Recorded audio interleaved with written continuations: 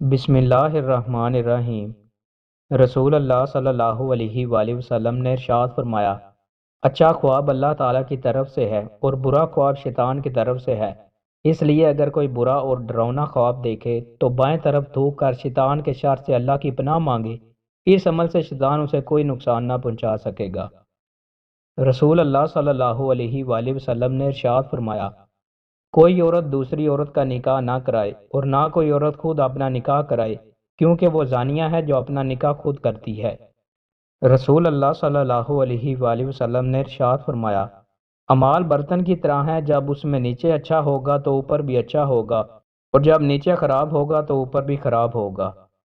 رسول اللہ صلی اللہ علیہ وآلہ وسلم نے ارشاد فرمایا، اگر میں اپنی امت پر دشوار نہ سمجھتا تو میں عشاء کی تہائی رات یا آدھی رات تک دیر کر کے پڑھنے کا حکم دیتا۔ رسول اللہ صلی اللہ علیہ وآلہ وسلم نے ارشاد فرمایا، بے شک اللہ تعالیٰ اس بندے سے راضی ہوتا ہے جو ایک لقمہ کھاتا ہے یا ایک گھونٹ پیتا ہے تو اس پر اللہ کی تعریف کرتا ہے۔ رسول اللہ صلی اللہ علیہ وآلہ وسلم نے ارشاد فرمایا، جب تم میں سے کوئی شخص جوتا پہنے تو دائیں طرف سے شروع کرے اور جب اتارے تو بائیں طرف سے اتارے، تاکہ داہنی جانب پہننے میں اول ہو اور اتارنے میں آخر میں۔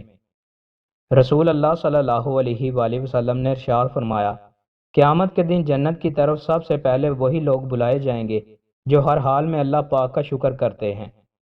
دوستو، مزید اچھی ویڈیوز کے لیے ہمارے چینل کو سبسکرائب لازمی کریں۔ بہت شکریہ۔